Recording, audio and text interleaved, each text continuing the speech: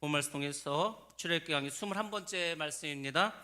메뚜기 재앙 또 흑암 재앙으로 내가 내 얼굴을 보는 날에는 죽으리라 제목같이 내받는 시간 갖도록 하겠습니다. 오늘 본문 내용이 굉장히 많았습니다. 29절까지 이렇게 있는데 좀 빨리 읽은 것 같죠. 근데 제가 읽으면서 이제 갑자기 그 생각이 났습니다. 제가 아는 목사님이 있습니다. 이분이 이제 교회를 개척하시고 28년 9년 이 정도 됐을 겁니다. 근데 이분은 교회를 개척한 그 해부터 지키는 것이 있습니다. 이게 뭐냐면 매년 1월 1일이 되면 1일, 2일, 3일 동안 뭘 하는지 아십니까? 그 3일 동안 성경 통독을 합니다. 성경 통독을 어떻게 하냐면 이렇게 합니다. 전교는 일단 나오는 거예요. 그리고 1, 2, 3은 다 휴가를 내는 겁니다. 그래서 그냥 하여튼 1월 1일 아침부터 일찌감치 교회 모입니다. 그리고 창세기 1장 1절부터 읽기 시작하는 거예요. 근데 이제 성경을 어떻게 읽냐면은 이제 삥 둘러 앉아 있습니다. 그리고 이제 읽는 사람에게 이제 마이크를 주겠죠. 그러면 그 사람이 하여튼 최대한 빨리 막 성경 읽는 거예요. 그래서 이제 그 사람 지칠 때가 되면 그 옆 사람이 또 읽습니다. 그래서 오전 내내 성경 읽어. 그리고 이제 점심 시간 되면 이제 점심을 먹습니다. 점심 먹고 이제 오후가 되죠. 오후가 되면 또 역시 성경을 계속 읽는 거예요. 그렇게 해서 3일 동안 밥 먹고 잠자고 성경만 읽습니다. 그래야 1년 동안 우리가 하나님이 주신 이 말씀의 양식을 미리 먹고 1년을 이제 시작할 수 있다는 거겠죠. 그러니까 우리가 한편은 생각할 수 있습니다. 아이고 그거 힘들어서 할 수 있을까?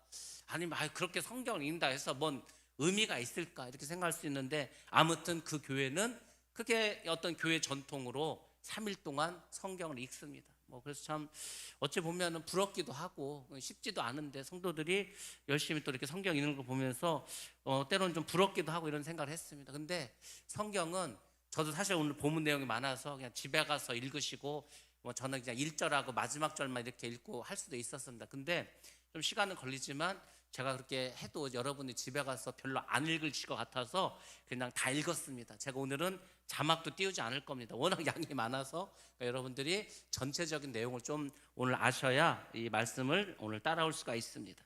자, 아무튼 하나님께서는 그동안 7가지의 재앙을 내리셨습니다. 근데 바로와 그 신하들은 그 깨닫지를 못했습니다. 계속해서 완악해지는 겁니다. 살려달라고 하고 살려주면 계속해서 죄를 짓습니다.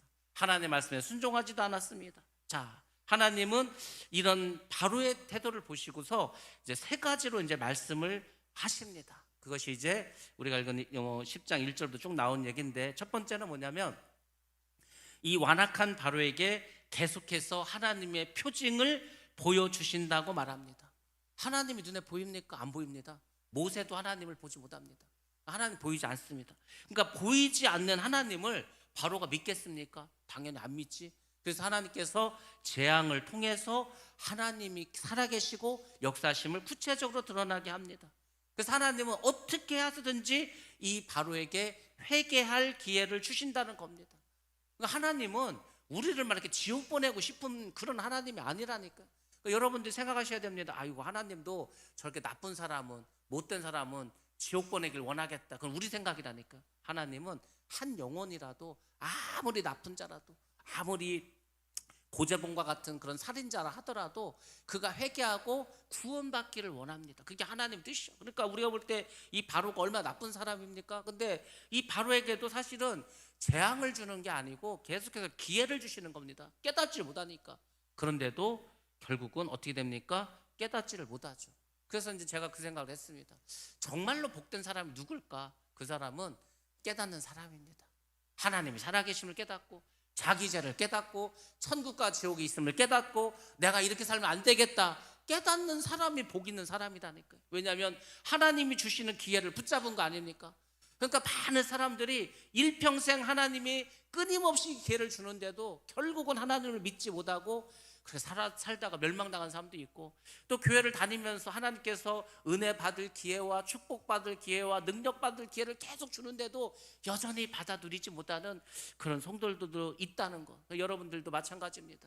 하나님은 우리에게 계속해서 기회를 주시는데 그 기회가 어떤 식으로 나타나냐면은 그것이 우리 삶의 파도로 나타날 때가 많습니다.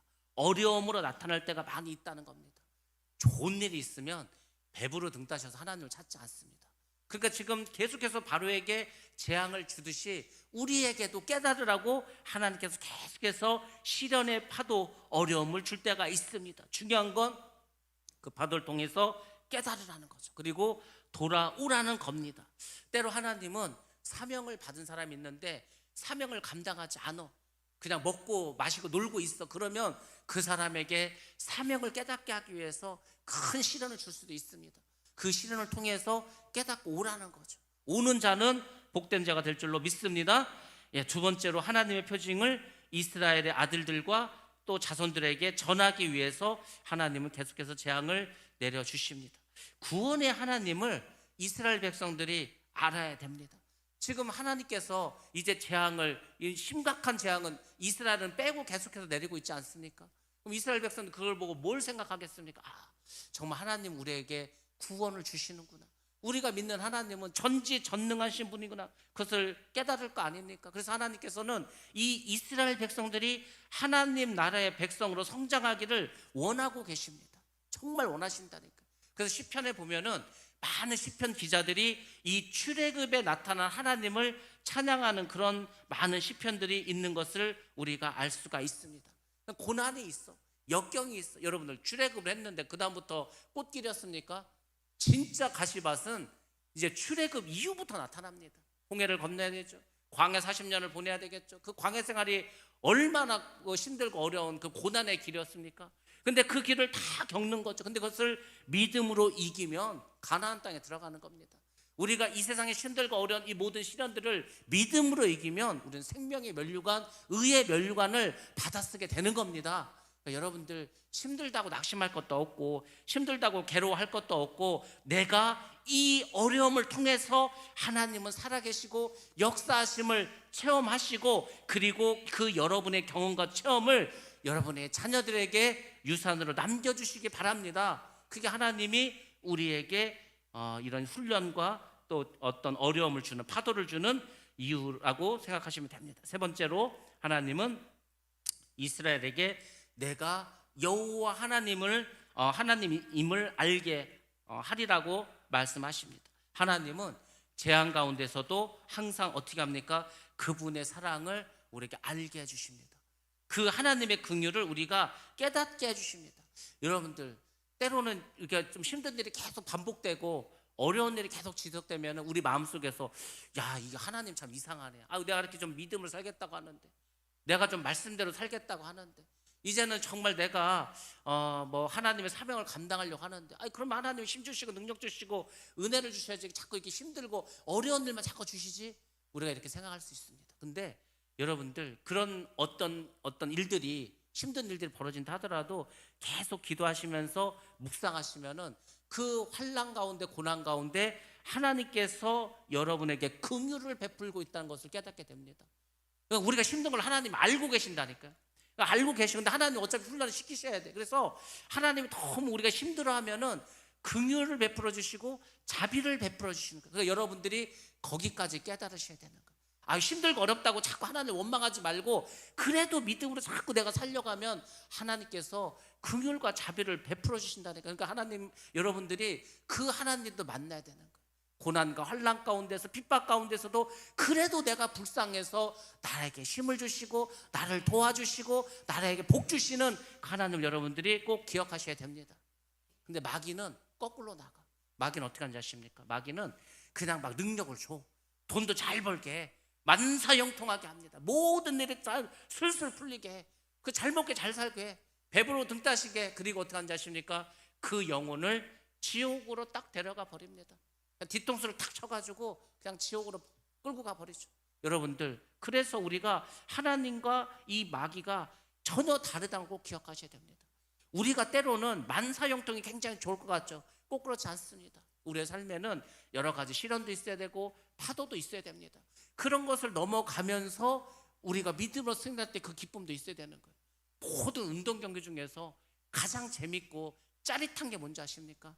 뭐가 제일 재밌습니까? 한일전이 재밌습니까? 올림픽이 재밌습니까? 월드컵이 재밌습니까? 가장 재밌는 경기는 역전승이 제일 재밌는 겁니다. 계속 지고 있었어. 하여튼 막 계속해서 막 어려움을 겪었어. 그러니까 막 마음이 막 좌절되고 낙심되고 막 그랬어. 근데 마지막 순간에 이제 9회 말 투아웃이야. 근데 마지막 타자가 나와서 말루에서 막 역전을 쳤어. 그때 그 기쁨을 여러분도 아십니까? 그러니까 우리의 인생의 그 마지막 순간에 하나님께서 승리의 기쁨을 주시는 그것을 여러분들이 맛보셔야 됩니다. 그 과정은 힘들죠. 과정은 힘들다니까요. 이게 훈련받는 그 과정은 너무너무 힘듭니다. 그렇지만 그 힘들고 어려운 그 많은 시간들을 이기고 견디면은 하나님께서 승리의 순간을 주십니다. 승리는 그 순간만 느껴도 돼. 승리의 순간은 오래 가지 않습니다. 근데 그 승리의 그 순간, 그것을 맛보면 그 나머지는 다 이제 보장되는 겁니다. 뭐 다 그렇지 않습니까? 금메달을 따는, 올림픽에서 금메달 따는 선수들, 그 무수히 많은 시간 땀 흘린 거 금메달 따는 순간 보상받지 않습니까? 고시 공부하는 사람들 공부 얼마나 하는지 말도 못합니다. 근데 딱 시험에 합격한 순간, 그러니까 여러분들도 기억하시기 바랍니다. 우리가 이 땅에서 다 여러 가지 어렵고 힘든 그런 일들을 겪지만은 결국 주님이 오셨을 때 우리가 구원받는 거, 그러면 끝나는 겁니다. 그럼 여러분의 인생은 역전승하는 겁니다. 그래서 당장의 어려움보다는 주님께서 우리에게 베푸시는 긍휼과 자비하심을 기억하시고 승리하는 여러분 다 되시기를 바랍니다. 하나님은 모세와 아론을 통해서 이 바로의 교만한 것을 이제 책망하십니다. 근데 바로는 여전히 회개를 하지 않습니다. 이스라엘 백성들을 내보내라고 하는데 끝까지 순종하지 않습니다. 여러분들, 교만한 사람들은 결국은 망합니다. 바로가 끝까지 버텨서 받은 게 뭡니까? 10가지 재앙을 다 당합니다. 결국 마지막 10번째 재앙에서는 자기의 장자가 죽는 그런 슬픔도 겪게 됩니다. 그리고 홍해에서 그 무수히 많은 마병과 기병과 모든 군사들 다 잃어버리지 않습니까? 그러니까 이 출애굽 사건에서 그 애굽의 국력이 그냥 꺾여버리고 맙니다. 그러니까 교만하면은 그런 일을 겪는다는 소리가 꼭 기억하시고 나아가야 된다는 게 중요합니다. 자, 결국 하나님께서 끝까지 순종하지 않는 바로에게 8번째 재앙을 경고해 주십니다. 그 재앙은 메뚜기 재앙이었습니다. 하나님이 동풍을 불게 하신다고 합니다. 그래서 메뚜기들을 사방에서 막 모으는 거예요. 모아오는 거죠. 모아옵니다. 그리고 어떻게 하죠? 메뚜기 재앙으로 그냥 모든 남한 다 쓸어버리겠다는 거 아닙니까? 3년 전인가 그 무렵에 갑자기 아프리카에 비가 많이 오고 그리고 막 뜨거워져 가지고 그냥 거기서 메뚜기들이 막 엄청나게 나오기 시작했습니다. 그러니까 이제 아프리카를 아주 초토화시켰어. 이 메뚜기들이 이게 좀 먹을 게 많고 그냥 환경이 괜찮으면은 얘네들이 그냥 녹색으로 이렇게 우리가 아는 그 메뚜기입니다. 근데 얘네들이 너무 많아지면은 자기들끼리 경쟁 붙어서 싸나워집니다. 그걸 우리가 황충이라고 합니다. 색깔이 이제 황색으로 변해버려. 커져. 그래서 이게 사람이 감당할 수 없습니다. 그래서 아프리카의 모든 곡식을 다 아주 절단을 내버리고 바람을 타고 이제 이동을 합니다. 중동 지방으로 갔습니다. 중동을 또 한번 싹 쓸어버립니다. 파키스탄으로 갔습니다. 거길 또 싹 쓸어버립니다. 중국까지 왔습니다. 그때 얼마였냐면은 4천억 마리였어요. 4천억 마리. 그러니까 하늘을 시커멓게 덮었죠. 야, 저게 우리나라에 오면은 우리나라 끝장날 텐데. 근데 딱 중국까지 오고 멈췄습니다. 그 메뚜기 재앙이 가끔씩 이렇게 일어나더라고요. 하나님께서 메뚜기 재앙을 통해서 아무튼 치기 시작했습니다. 그래서 지난번에 이제 7번째 재앙이 우박 재앙이지 않았습니까? 그 우박 재앙 때 그나마 좀 남아있는 거, 아직 싹이 트지 않아서 남아있는 그 곡식들 있지 않았습니까? 쌀보리 같은 채소 같은 이것들을 어떻게 했습니까? 메뚜기들이 와가지고 싹 쓸어버렸습니다. 이 메뚜기가 우리는 풀만 먹는다고 생각하는데 그렇지 않습니다. 나무들도 다 긁어놓습니다. 집에 있는 나무도 긁고 홈이나 낮에 그 손잡이 있지 않습니까? 나무들 그것도 다 긁어버립니다. 가구도 막 다 긁어버립니다. 얘네들이 밖에만 돌아다니니까 집 안으로 들어와서 나무로 된 건 다 긁어놓습니다. 집을 무너뜨릴 수도 있어. 이게 한두 마리가 아니고 눈을 뜰 수도 없고 사람들이 그까짓 그 메뚜기 손으로 때려잡으면 되지 손으로 때려잡을 수도 없을 만큼 엄청나게 오기 때문에 메뚜기한테 띠끼지 않으면 다행일 정도로 어마어마하게 몰려듭니다. 그래서 하나님께서 너희들 말 안 들면 이런 어떤 메뚜기 재앙을 내리겠다 경고를 하십니다. 우리가 솔직히 별 볼 일 없는 사람 메뚜기 같다고 하지 않습니까? 이스라엘이 그 정탐꾼 보냈을 때 자기들은 메뚜기와 같다고 하지 않았습니까? 그 메뚜기가 몇 마리 없을 때는 아무것도 아니라니까. 근데 이렇게 때로 몰려다니면은 감당할 수가 없습니다. 모든 것을 황폐화시킵니다. 그러니까 여러분들 우리 삶 가운데 이 메뚜기 재앙이 없는 것을 감사하셔야 됩니다. 남는 게 하나도 없다니까요. 탈탈탈 다 털립니다. 여러분들 많은 사람들이 허황된 꿈을 꿉니다. 그래가지고 막 돈을 많이 벌고 뭐 로또가 돼서 뭐 어쩌고 저쩌고 뭐 투자를 어디 해가지고 뭐 떼돈을 벌고 뭐 하죠. 그러다가 탈탈탈탈 다 털린 사람들 많이 있습니다. 그나마 우리가 그렇게 메뚜기 재앙을 만나지 않아서 그래도 우리에게 아직도 뭔가 남아있는 것을 감사하셔야 된다니까요. 한 개인도, 한 가정도, 한 나라도 메뚜기, 이 영적인 메뚜기들도 있습니다. 이게 한번 휩쓸고 가면은 아무것도 안 남는다니까요. 정말 뭐 먹을 것도 없고 남아있는 것 자체가 없습니다. 여러분들 지금까지 인생을 살아오면서 물론 메뚜기 재앙으로 인해서 내가 가진 것을 많이 빼앗기고 또 사라진 분들도 있을지 모릅니다.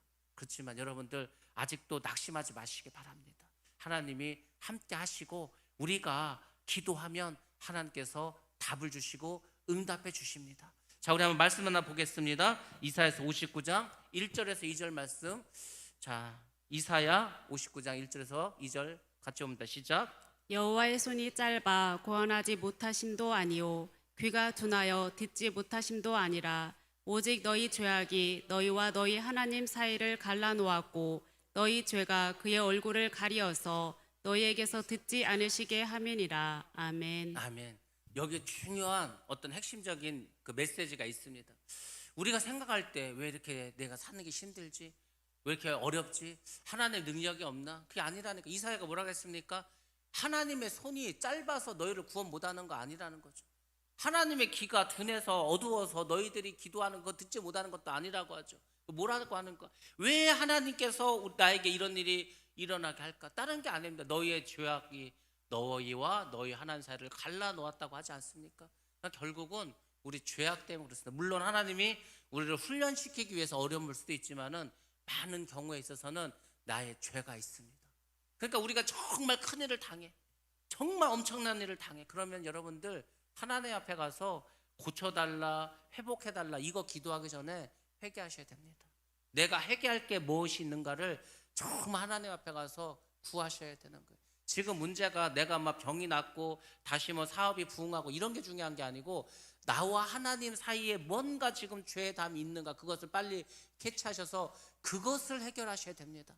그게 해결되지 않으면 아무 소용이 없습니다. 그래서 여러분들이 어떤 어려운 큰 문제가 생겼다 그러면은 항상 먼저 회개하시기 바랍니다. 회개할 거 없을 것 같은데 막상 정말 무릎 꿇고 기도하면은 하나님께서 나와 하나님 관계 뭐가 잘못된 것을 알려줍니다. 제가 오늘 어떤 간증을 하나 들었는데 이분이 이제 어떤 전도사님이었습니다. 이분이 이제 암에 걸려서 엄청나게 하여튼 힘들게 고통스럽게 이렇게 삶을 사셨어요. 근데 이제 이분이 암에 걸렸는데 암에 걸렸다는 말에 들었을 때 하늘이 무너지는 것 같다는 거예요. 야, 내가 죽게 되나 이 생각을 했다는 거 아닙니까? 그래서 그때 큰 충격을 받았어. 근데 이분이 정말 힘들 때는 언제였냐면은 몸이 너무너무 아파가지고 어느 순간 숨을 못 쉬겠다는, 우리가 숨을 이렇게 들이쉬지 않습니까? 그 숨을 들이쉬지를 못하겠다는 거예요. 그러니까 숨을 못 쉬니까 이 가슴이 터질 것 같다는 거예요. 막 폐가 터질 것 같다는 거예요. 그때 자기가 정말 하나님께 간절히 기도했대요. 정말 간절히. 근데 그분의 표현이 뭔지 아십니까? 자기가 전도사니까 그전에도 얼마나 많은 기도를 했겠어요. 여러분들도 지금까지 얼마나 많은 기도를 했습니까? 근데 자기가 막 너무 진짜 죽을 것 같아서 기도하는 그때 어떤 생각이 들었냐면 자기가 처음으로 하나님께 기도하는 것 같더래요. 아니 그동안도 그렇게 기도를 많이 했는데 그동안에 한 기도는 기도도 아니야. 진짜 자기가 뭐 이게 죽음의 공포와 이게 숨을 못 쉬고 막 고통이 되니까 그때 다 기도를 하면서 느끼는 게 자기가 하나님 앞에 처음으로 기도하는 것 같은 그런 마음을 가졌다는 겁니다. 여러분들, 그러니까 우리가 때로는 그런 기도를 할 줄 알아야 되는 거예요. 사실 우리의 기도가 많은 부분이 구하는 기도를 합니다. 구하는 기도. 근데 구하는 기도도 물론 해야 되지만은 그 정말 여러분이 구할 것은 진짜 그의 나라와 그의 의를 구하는 기도를 훨씬 더 많이 하셔야 됩니다. 그래야 여러분의 문제들이 해결되고 본질적인 변화가 있게 됩니다. 그래서 여러분들이 기도하는 어떤 내용이나 삶도 자꾸 바꿔 나가셔야 돼요. 자꾸 기도가 변화해야 됩니다. 변화돼야 여러분이 더 주님을 깊이 만나게 될 줄로 믿습니다. 예, 하나님의 거듭된 재앙으로 이제 애굽에도 변화가 생겼습니다. 어떤 변화가 생겼냐면 바로의 신하들이 가만히 보니까 진짜 하나님의 말이 맞아. 하나님이 재앙을 내리겠다면 반드시 재앙이 내려. 그다음 또 뭐 있습니까? 이스라엘 백성들에게 재난이 또 재앙이 오지도 않아. 우박재앙 때 보니까 정말 하나님의 말씀을 순종해서 들에 있는 모든 짐승들과 노비들을 집안으로 건진 사람은 재앙을 받지 않았어. 그러니까 이제 바로의 신하들도 깨닫게 되는 거야. 야, 우리가 하나님의 말씀에 순종해야 되겠구나. 그래가지고 바로에게 상소문을 올립니다. 왕에게, 바로에게, 지금까지 우리가 이제 여러 가지 7번 재앙을 당하지 않았냐, 그러니까 우리가 이번에 이 경고는 정말 우리가 꼭 지키자고. 그래서 메뚜기 재앙이 오지 않도록 해달라고 그렇게 이야기를 합니다. 이 사람들이 이제 경험했겠죠. 그래서 재앙에서 벗어나기 위해서 이렇게 상소문까지 올리는 변화가 있었습니다. 그래서 그 애굽에 바로의 신하들 중에서 하나님의 말씀을 경외하는 자들이 나타나게 되었습니다. 그리고 바로에게 이제 이 이스라엘 백성들을 내보내자고, 애굽에서 내보내자고 그렇게 이야기하는 사람도 있습니다. 그리고 실제로 출애굽 당시에 이스라엘 백성들을 따라 나간 애굽의 그런 신하들도 있었습니다. 그러니까 이 사람들은 본 거요. 하나님의 기적을 다 봤죠. 10번이나 하나님 그 기적을 베풀었는데 못 받겠습니까? 그래서 따라 나간 거예요. 그러니까 따라 나간 자는 이제 복된 자가 되는 거죠. 그러니까 이제 마지막 때에도 지금도 마찬가지로 여러 환란이 있을 거 아닙니까? 그러니까 그걸 보고 깨닫는 자는 사는 거라니까. 내가 이렇게 살면 안 됐구나. 내가 하나님을 믿어야 되겠구나. 내가 예수를 믿어야 되겠구나. 깨닫고 그 믿음으로 사는 사람은 구원을 받는다니까요. 근데 여전히 애굽에 있으면, 세상에 있으면 멸망당할 수밖에 없다는 겁니다. 결국 바로는 모세와 아론을 불러들입니다. 그리고 이제 이렇게 말하죠. 여호와 하나님을 섬기러 너희들이 간다고 하는데 그럼 누가 갈 거냐 물어봐. 그러니까 이제 나름 이제 바로도 뭐랄까 재앙이 내리기 전에 미리 이제 회개를 했어. 그 전에 이런 것도 안 했습니다. 재앙을 일단 맞은 다음에 불렀는데 재앙의 경고만 내렸어. 메뚜기 재앙을 내리겠다는 경고를 듣고 그냥 먼저 불렀어. 모세도 부르고 아론도 불렀습니다. 그러면 너희들 도대체 누구누구 나가서 그렇게 여호와 하나님께 제사를 지내려고 하냐 그랬더니 모세가 말합니다. 우리 남녀노소 소와 양까지 모두 다 데리고 애굽을 나가겠다고 이야기를 합니다. 자, 그랬더니 바로의 반응이 이렇게 나옵니다. 참 이런 상황에서도 바로가 아직도 깨닫지 못했습니다. 바로 모세에게 타협을 요구합니다. 야, 그럼 우리가 한번 좀 타협을 한번 해보자. 우리 신앙에는 타협이 없습니다. 신앙에서 가장 안 좋은 게 타협입니다. 신앙생활에서 가장 안 좋은 게 합리화하는 겁니다. 그냥 하나님이 말씀하시면 그 말씀이 때로는 나에게 손해가 되고 내가 그 말씀대로 너무 피곤하고 그 말씀대로 내가 너무 괴롭지만 내가 너무 부담되지만 그래도 타협하지 않고 순수하게 하나님의 말씀대로 우리가 순종하려고 할 때 그때 하나님이 기적을 베풀어 주시고 역사를 하시고 상을 베풀어 주시는 겁니다. 근데 인간적으로 생각할 때 야 이거 너무 힘든 건데 이거 너무 어려운 건데 이거 내가 어떻게 하지? 그래서 조금씩 생각을 하나님의 말씀에 조금씩 벗어나서 자기에게 유리한 쪽으로 가. 그래서 합리화를 하는 거야. 이 정도는 하나님이 봐주겠죠. 하나님 안 봐줍니다. 절대로 안 봐줍니다. 그럼 불순종하고 똑같은 거. 불순종보다 더 나쁜 죄일 수도 있습니다.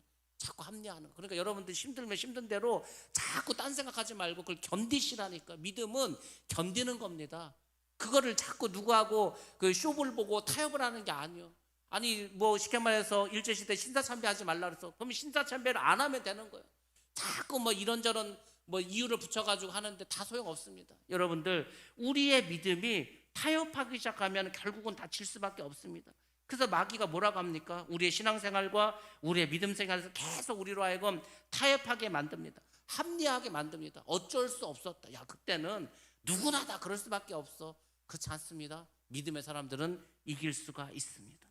자, 그동안도 사실은 바로는 몇 번 타협을 시도했습니다. 첫 번째 타협이 뭐였습니까? 야 그래? 그럼 니네 그 예배 드려라. 근데 뭐라 했습니까? 니네 그러면 그 광야로 나가지 말고 이 땅에서 그냥 애굽에서 제사 지내라는 거예요. 그래서 모세가 뭐라고 했어요? 우리는 짐승을 잡아서 하나님께 불태워서 제사를 지내는데 애굽 사람들은 짐승을 신성시하는데 우리가 지금 짐승 잡아서 제사 지내면 애굽 사람들 돌 들고 우리 다 죽일 거다. 뭐 그래서 이제 넘어가지 않았습니까? 두 번째 타협한 게 뭐였습니까? 그러면은 뭐 나가서 지내라. 근데 틀림없이 모세는 뭐라 했습니까? 3일 길 걸어가서 한다고 하지 않았습니까? 근데 그럼 가까운 데 살아. 가까운 데로 하긴 하는데 그냥 가까운 데 살아. 이런 식으로 타협을 요구합니다. 이번에 세 번째는 이제 뭘 타협을 요구했냐면은 야 그러면은 제사 지내러 가긴 가. 3일주일도 걸어가고 뭐 소양도 가죠. 근데 장정들만 가라는 겁니다. 장정들만. 그러니까 자꾸 하나님의 말씀을 자기의 의지와 자기의 유익으로 자꾸 바꾸려고 하는 거. 이게 마귀의 속성이라니까요. 그러니까 말씀을 절대 바꾸면 안 됩니다. 말씀은 있는 그대로. 왜? 하나님의 말씀은 어제나 오늘이나 영원토록 동일하지 않습니까? 그 영원토록 동일하다는 건 그 두 가지 의미가 있는데, 하나님은 그 약속을 변개시키지 않는다는 거. 또 하나는 우리는 세월이 바뀌고 세상이 바뀌고 아무리 이 세상이 변화되도록 하더라도 그 말씀대로 살아야 된다는 겁니다. 4,000년 전의 말씀이든 6,000년 전의 말씀이든 뭐 2,000년 전의 말씀이든 간에 똑같이 그 말씀대로 지키는 게 중요합니다. 근데 자꾸 우리는 타협을 하려고 합니다. 지금 계속해서 바로가 타협하려고 하지 않았습니까? 결국 하나님 어떻게 했습니까? 이 바로의 모습을 보고 경고대로 메뚜기 재앙을 내리시게 되었습니다. 자, 모세가 지팡이를 들었습니다.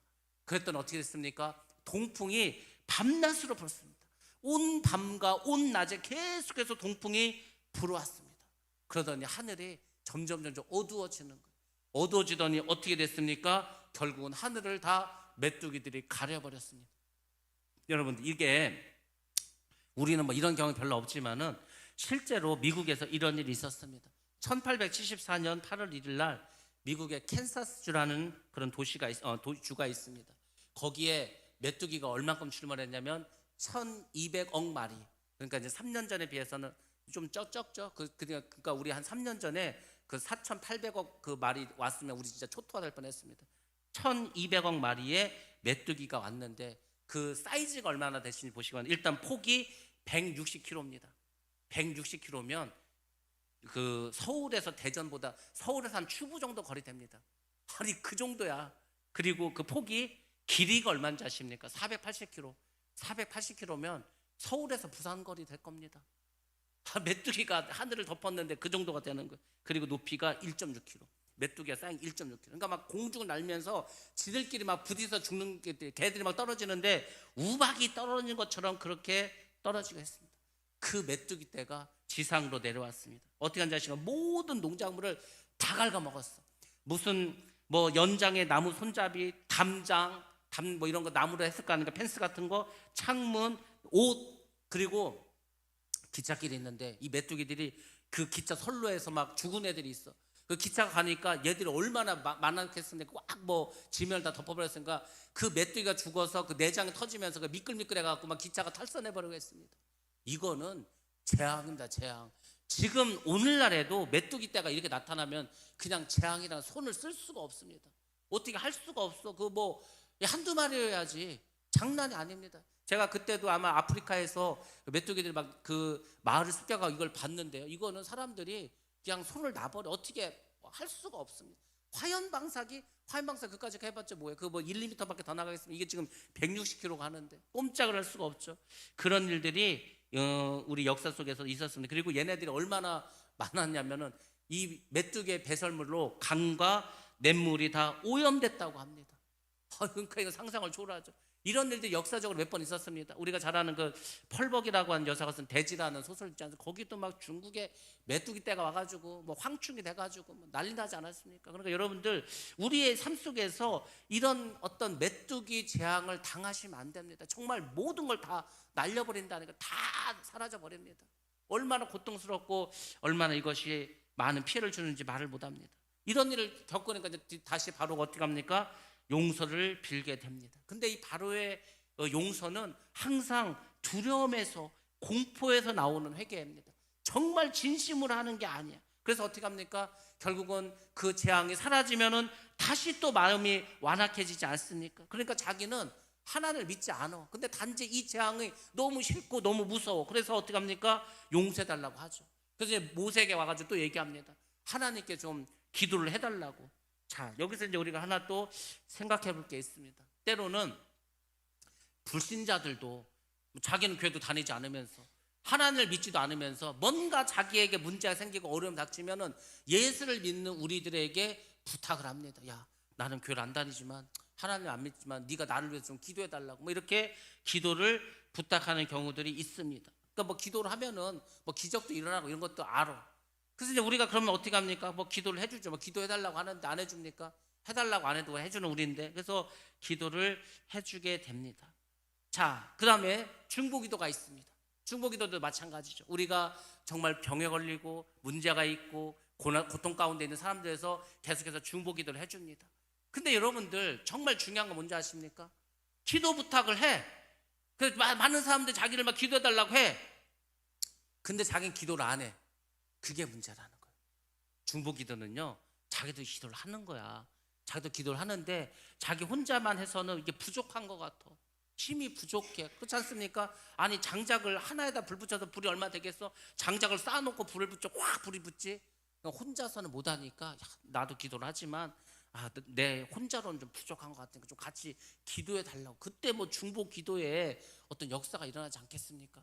자기 기도도 안 하면서 기도 부탁한다고 하고 기도해 달라는 거. 그 뭔 역사가 있겠냐. 자기는 바로가 지금 하나님을 믿지도 않으면서 하나님께 기도해 달라는, 이게 지금 염치 없는 짓 아닙니까? 근데 오늘날 이런 바로와 같은 믿지 않는 사람도 있고 믿는 사람들 중에서도 이게 많다니까. 이게 문제. 지금 제가 그런 거 많이 생각했고 많이 이제 경험했는데, 정작 지금 기도는 본인이 제일 열심히 해야 되는데 본인은 기도도 안 하고 잠자고 있으면서 다른 사람 보고 기도해 달라면 이게 되겠습니까? 그럼 안 되는 거예요. 기도는 내가 정말 열심히 해야 됩니다. 그리고 누군가가 나를 위해서 같이 기도할 때 그때 중보기도의 효과는 있을 줄로 믿습니다. 근데 바로처럼 믿는 사람들이 많다니까. 제가 그랬잖아요. 우리가 이 바로가 지금 이렇게 재앙을 당하고 하는 이런 걸 통해서 뭘 깨달으라고 했습니까? 우리의 모습이, 나의 모습이 바로 바로와 같지 않은가. 지금 하나님 계속 기회를 주고 똑같은 죄를 계속 반복하는데도 불구하고 하나님 용서하니까 계속 죄를 짓고 있지 않습니까? 우리도 뭐 회개를 하고 다시는 안 하겠다고 하면서도 똑같은 죄를 계속 반복해서 계속해서 짓고 있지 않습니까? 그러니까 그거를 깨달으라는 거. 이게 무한정 용서받는 게 아닙니다. 어느 순간 심판에 딱 이르게 된다니까. 그래서 빨리 깨닫는 것이 중요합니다. 그래서 여러분들이 우리의 부흥은 어디서 오는가? 내가 먼저 변해야 된다고 하지 않았습니까? 그럼 우리가 무엇으로 변화되겠습니까? 몰라서 못 변합니까? 우리가 지금까지 신앙생활한 게 수십 년인데 뭘 몰라서 몇 번 하는 건 없습니다. 아니, 서울대 간 학생에게 어떻게 갔냐고 인터뷰하면 국영수 위주로 열심히 교과서를 중심으로 공부하고 예습복습 열심히 하고, 다 뻔한 얘기 하지 않습니까? 의사들이 맨날 한 얘기가 뭡니까? 어떻게 하면 건강하게 삽니까? 영양 좋은 거 먹고 많이 먹지 말고 운동 열심히 하고 술 담배 끊고, 뭐 똑같은 얘기 합니까? 몰라서 못하는 게 아니라니까. 공부도 어떻게 하면 공부 잘한다 알아. 근데 안 되는 거 아닙니까? 건강도 어떻게 하면 건강하게 사는지 알아. 근데 맨날 운동하고 뭐 그 몸에 좋은 거만 몸에 좋은 거는 별로 맛이 없습니다. 몸이 안 좋은 게 다 맛이 있다니까. 그렇지 않습니까? 다 가공식품인데. 천연 제품은 뭐 과일 몇 개 빼고는 별로 그렇게 맛있는 게 없어. 뭐 채소도 그렇고. 그래서 애들이 안 먹지 않습니까? 근데 몸에 안 좋은 거, 피자, 치킨, 햄버거 뭐 이런 모든 것들은 다 가공식품입니다. 근데 가공식품은 전부 다 몸에 안 좋아. 몸에 좋은 한 개도 없습니다. 사이다, 콜라, 탄산음료, 뭐 과일 주스 다 몸에 안 좋습니다. 당분이 많아가지고. 근데도 맛있으니까 먹지 않습니까? 그런 거 똑같은 겁니다. 우리의 신앙생활도 내가 몰라서 신앙생활 제대로 못하는 거 아닙니다. 기도 많이 하고 성경 많이 읽고 말씀에 순종하고 거룩하게 살고 그럼 복받고 축복받고 사명 감당하는 걸 누가 모릅니까? 다 알지? 아는데 그게 안 움직이는 거예요. 내 몸이. 그러니까 사도 바울도 말하고 하지 않습니까? 내 안에서 성령의 소욕과 육체의 소욕이 계속 싸운다고 하지 않습니까? 그러니까 뭐 방법은 뭐예요? 날마다 나를 죽이는 수밖에 없어. 죽이는 거예요. 그래서 제가 말했잖아요. 우리는 죽어야 산다니까요. 내가 나를 죽여야 우리 안에서 성령이 사시는 겁니다. 내가 십자가에 죽어야 예수께서 내 안에 사시는 겁니다. 다 알잖아. 우리가 아는데 그렇게 사셔야 됩니다. 사는 게 신앙이. 그렇게 살지 않은 것은 죽음 믿음이라고 하지 않았습니까? 예수를 믿는 우리는 반드시 이렇게 말씀대로 살아갈 줄로 믿습니다. 이 바로가 이렇게 지금 자기는 기도도 안 하면서 믿지도 않으면서 기도해 달라는 게 이게 지금 한두 번입니까? 한두 번이요. 계속해서 똑같은 일들을 계속해서 벌어지고 있습니다. 그래도 하나님은 모세의 기도를 들어주십니다. 그리고 이제 서풍이 불게 해서 어떻게 했습니까? 그 무수히 많은 메뚜기들을 전부 홍해 바다에 이제 쓸어서 넣으셨습니다. 그렇지만 바로의 마음은 완악해졌습니다. 또 완악해졌어. 그래서 말씀에 순종하지 않고 이스라엘을 내보내지 않습니다. 바로의 마음이 완악해졌다는 것은 크게 두 가지가 있습니다. 하나님이 그렇게 하셨고 하나님이 책임지시겠다는 거예요. 이 바로를 어찌하든지 완악하게 하는 거, 그거 내가 책임지겠다는 겁니다. 또 하나는 하나님의 절대 주권을 말합니다. 하나님께서 바로의 마음을 계속해서 완악하게 하시는 거예요. 하나님의 어떤 절대적인 주권을 가지고, 왜? 그렇게 결국은 재앙을 다 받게 하고 이스라엘 백성들은 나가게 하고 이스라엘 백성들과 애굽 백성들은 하나님의 살아계신 역사하심을 보게 하는 거죠. 하나님 계획에 의해서, 하나님의 주권에 의해서 계속해서 바로는 마음이 완악해집니다. 그리고 이제 하나님께서 아무런 경고도 없이 9번째 재앙을 내립니다. 그것은 바로 흑암 재앙입니다. 모세가 하늘을 향해서 손을 폈습니다. 3일 동안 완전히 어두워졌습니다. 얼마큼 어두워졌냐면 서로 사람을 알아보질 못해. 이게 뭐 만져서 이렇게 다 더듬고 살아. 그렇게 어두울 수가 있을까? 그렇게 어두울 수 있습니다. 여러분들, 우리가 지금 이렇게 불이 있고 등이 있고 하니까 다 보이지 않습니까? 근데 아무런 빛이 없는 뭐 동굴이라든지 이런 데 가면 어떻게 되는지 아십니까? 눈을 뜨나 눈을 감으나 똑같아. 한 개도 안 보여. 진짜 아무것도 안 보여. 그러니까 눈을 뜨나 감으나 똑같다니까. 정말 그렇게 어두운 곳이다. 그게 3일이 지속됐어. 그럼 3일 동안 뭐 먹을 수가 있습니까? 아무것도 못해. 화장실도 어딘지도 몰라. 이 말이 그렇지. 우리가 전기가 갑자기 나가도 얼마나 답답합니까? 그러면 우리가 불편하지만 촛불이라도 켜지 않겠습니까? 뭐 지금은 스마트폰이 있으니까 그 뭐 프레시를 쓰면 되겠지만, 근데 옛날엔 그런 게 어디 있어? 아무것도 없는데. 뭐 불을 켜면 되냐? 불이 어디 있는지도 몰라. 아예 안 보이니까. 그런 상황이지 않습니까? 그렇게 3일 동안 하나님께서 흑암 재앙을 내리셨습니다. 도대체 흑암이 어떻게 생겼을까? 모르죠. 뭐 모래 폭풍이 일어서 모래가 태양을 가렸던지, 뭐 오늘날에도 이렇게 갑자기 어두울 수 있으면, 저도 이런 경험이 있는데 틀림없이 그때 한 낮 12시가 좀 넘은 시간이었어요. 갑자기 막 먹구름이 막 몰려오더니만 어두워지는데, 얼마나 어두워졌냐면 그때 제가 차 안에 있었는데 너무 깜깜해서 모든 차가 다 불을 켰습니다. 낮 12시인데 그냥 구름만 꼈는데 시커먼 구름이 몰려오는데, 그런 경험을 했어. 사람들이 막 다 신기하다고 하면서 은근 많이 좀 두려워했습니다. 저도 그 생각을 했어요. 이렇구나. 이게 갑자기 진짜 이렇게 세상이 어두워지고 깜깜해질 수가 있고, 대낮인데도 이런 일이 뭐 벌어질 수 있습니다. 얼마든지 벌어질 수 있습니다. 자, 하나님께서는 이것을 통해서 무엇을 알려줍니까? 그 안에 빛이 있는 사람과 빛이 없는 사람들의 차이를 보여주고 있지 않습니까? 그 속에 예수 그리스도가 없어. 그러면 어떻게 합니까? 흑암의 권세가 그 사람을 붙잡고 있습니다. 흑암의 권세가 붙잡고 있으면 그 사람은 절망적입니다. 그 사람에게는 슬픔이 늘 있습니다. 두려움이 있습니다. 어떠한 소망도 없으며 살 소망도 없어. 약간 깜깜한 죄악 가운데, 저주 가운데, 슬픔 가운데 있다가 멸망당합니다. 예수가 없으면. 이 세상에서도 내세에서도 아무것도 소망이 없는 거예요. 그게 어둠의 삶, 예수가 없는 삶입니다. 근데 예수님을 영접한 사람은 어떻습니까? 빛의 세계에 살고 있지 않습니까? 예수님께서 요한복음에서 뭐라고 했습니까? 나는 the light of life라고 했습니다. 생명의 빛이라고 했어요. 생명의 빛. 주님께서는 자기 자신이 세상에 오신 세상의 빛, 생명의 빛이라고 말씀해 주셨습니다. 그러니까 그 빛이 우리 안에 있어요. 여러분, 빛이 있으면 밝으면 기분 좋지 않습니까? 맨날 날씨가 깜깜하고 어둡고 막 그냥 비가 오는 것 같고 하면은 우울하고 하지 않습니까? 근데 햇빛이 반짝반짝하면 괜히 기분이 좋지 않습니까? 그래서 여러분의 마음속에서는 내 영혼의 햇빛빛이니 주 영광 찬란해. 주님의 영광 찬란하고 우리의 심령의 날마다 하늘로부터 내려오는 그 하늘의 밝은 빛이 임할 줄로 믿습니다. 그게 예수를 믿는 거고, 예수를 바로 믿는 겁니다. 자, 사도 바울은 골로새 교인들에게 이렇게 말했습니다. 골로새서 1장 13절 말씀입니다. 자, 같이 봅니다. 시작.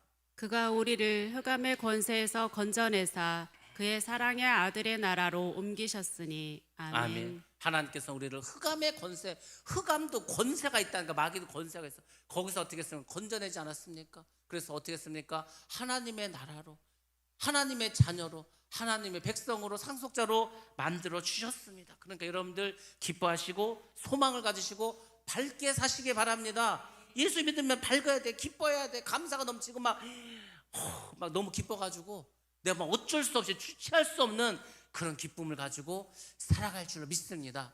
요즘 막 우리가 감기 환자도 있고, 저도 좀 감기 기운이 계속 있긴 한데 목도 아프고 하여튼 뭐 좀 몸살 기운도 있고, 막 많은 분들이 지금 코로나에, 감기에, 질병에, 막 어려움에 막 그렇습니다. 뭐 아프니까 못 튀게, 아플 수도 있죠, 살다 보면. 근데 몸이 아프면은 쉬시면 됩니다. 몸이 아프면 좀 피곤하면 약을 드시면 되는 거. 그렇지만 우리의 마음은 그 기쁨을 빼앗겨서는 안 됩니다. 이 생명의 빛을 놓치시면 안 됩니다. 우리 삶 속에 생명의 빛을 어둠의 흑암의 세력에서 가려지지 않도록 여러분 안에서 기쁨의 밝은 미소가 날마다 우러나오시기를 주의 이름으로 축원합니다. 예, 흑암의 권세가 이러니까 바로가 다시 한번 모세를 불러서 타협을 또 하기 시작합니다. 네 번째 타협법을 제시합니다. 뭐라고 합니까? 그래, 그러면은 장정 말고 모든 가족, 모든 남녀노소가 다 가라. 그렇지만 또 이제 말하는 게 뭡니까? 양과 소는 두고 가라고 말합니다. 이제 결국 마지막에 걸리는 게 뭡니까? 물질이죠. 물질은 다 놓고 가라는 겁니다. 다른 것은 양보해도 물질은 양보할 수 없다는 겁니다. 그 소와 양을 왜 가져갑니까? 하나님께 지금 제물로 드리려고 하는 거 아닙니까? 하나님께 헌금하려고 하는 거 아닙니까? 근데 사단은 알아, 우리를. 어떻게 아는지 아십니까? 우리의 약점을 알아. 우리의 약점은 뭐가 있냐면 물질에 대한 욕이 다 있습니다. 물의 욕이 있어. 돈이 중요해. 돈이 소중해. 그래서 그 물질의 문제를 가지고 우리를 힘들게 하고 시험하게 하는 그런 수도 많이 있습니다. 지난주에 미얀마에서 또 이제 연락이 이제 하여튼 페이스북에 왔습니다. 글이 왔는데, 편지가 왔는데 뭐가 왔냐면 우리가 그 선교하고 있는 그 교회 거기가 이제 10주년이 됐다가 10주년 됐습니다. 어느덧. 그래서 이제 그 10주년 동안 큰일을 했죠. 교회를 건축하고 교육관을 사고 또 담을 이렇게 만들고 우물을 19개를 파고 그동안 크리스마스 행사 무슨 행사 많이 했죠. 10주년이 됐으니까 10주년 기념 뭐를 하겠다는 거예요. 하겠다고. 그러면서 이제 쭉 내역을 보냈습니다. 700명에서 800명 정도를 초청을 하겠다는 거예요. 그리고 성도들에게 선물을 주고 그 마을의 리더들, VIP들, 이장이나 이런 사람들 있죠. 그런 사람들도 좀 선물을 주고 이틀 정도 이제 행사를 하겠다는 거예요. 그럼 다 좋은 얘기죠. 다 좋은 얘기야. 근데 이제 문제는 뭐냐면은 이제 돈이 얼만큼 든다니까 왔어. 그래서 이거를 보내줘야 되나 말아줘야 되나. 저도 이제 계속 어쨌건 돈을 모으고는 있는데 별로 이렇게 좀 보내기가 그리 쉽지 않아 이번에는. 지금 그때 그 교육관 산지도 얼마 안 됐는데. 근데 그런 가운데 있었는데 오늘 아까 낮에 이제 전화가 왔습니다. 어디서 왔냐면 이제 청주에 있는 목사님인데, 이분은 제가 여러분에게 많이 말씀드렸지만 이분은 원래 이제 태어날 때부터 소아마비였습니다. 걷지를 못해. 장애로 살았습니다. 목회는 하는데 성도가 없어. 혼자 하십니다. 가족 결혼도 하지 않았습니다. 그러니까 정말 힘들게 목회. 제가 그랬잖아요. 성도가 많고 교회가 큰 목회하기 쉽습니다. 근데 진짜 어려운 목회가 뭔지 아십니까? 성도가 없어. 성도가 없는데 목회를 해야 돼. 그거는 너무너무 힘듭니다. 이분은 그거를 몇십 년을 지금 해오셨습니다.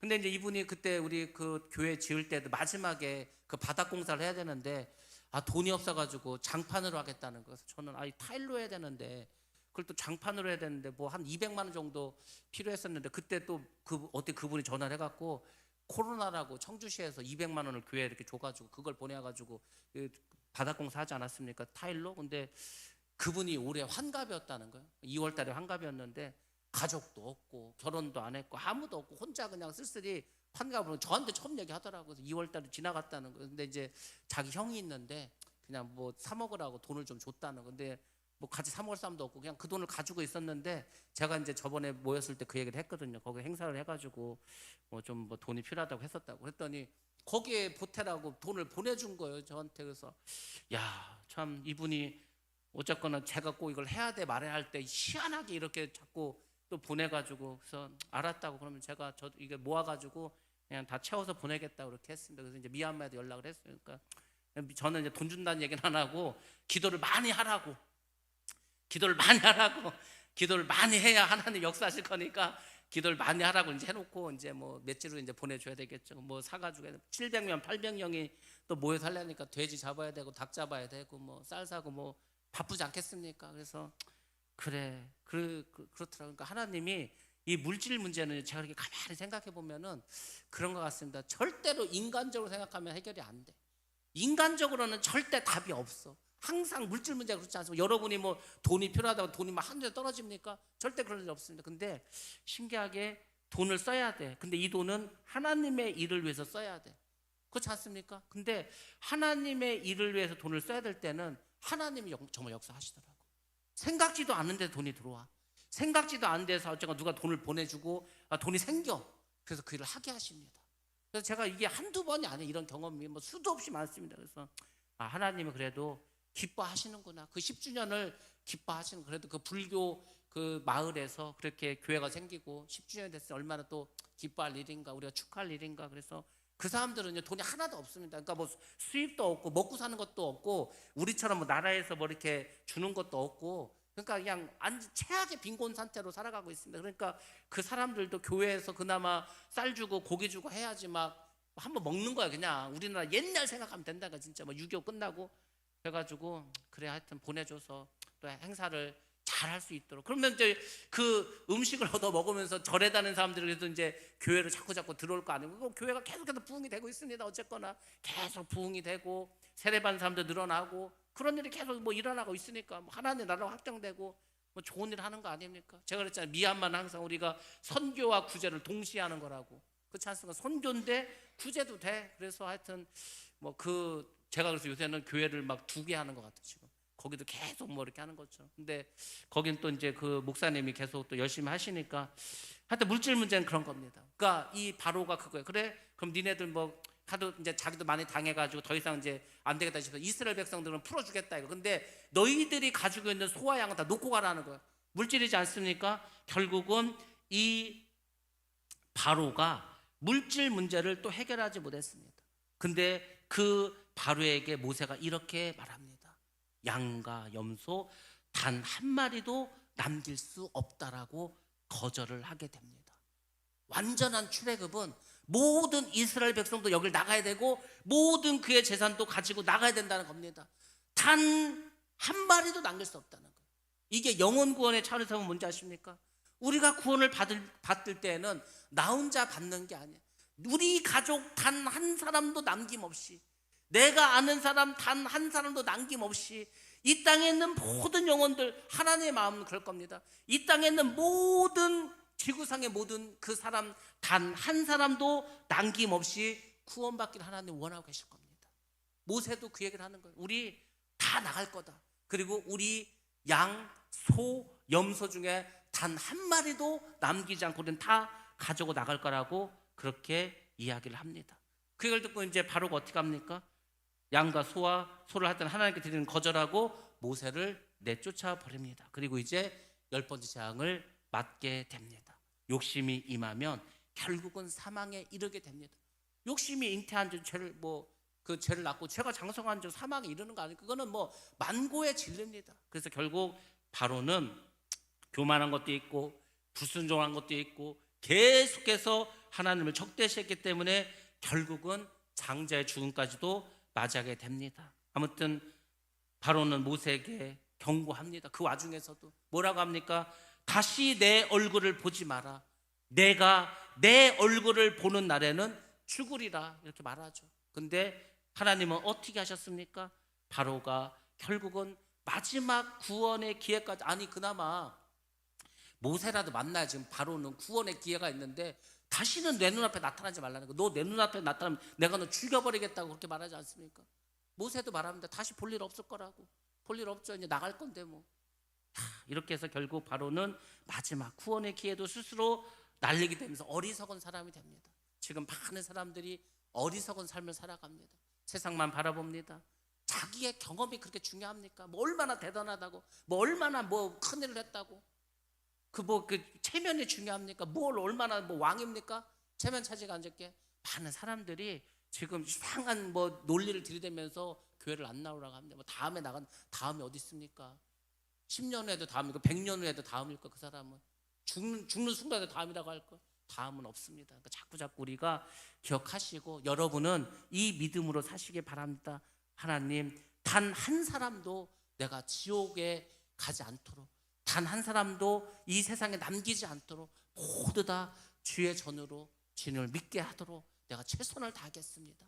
하나님, 그러니까 나에게 힘을 주시고 능력을 주시기 바랍니다. 여러분들 그런 믿음을 가지시고 여러분들 힘쓰시기 바랍니다. 반드시 하나님께서 여러분을 통해서 그의 일을 감당할 줄로 믿습니다. 쓰임받는 여러분 다 되시길 주의 이름으로 축복합니다. 이제 우리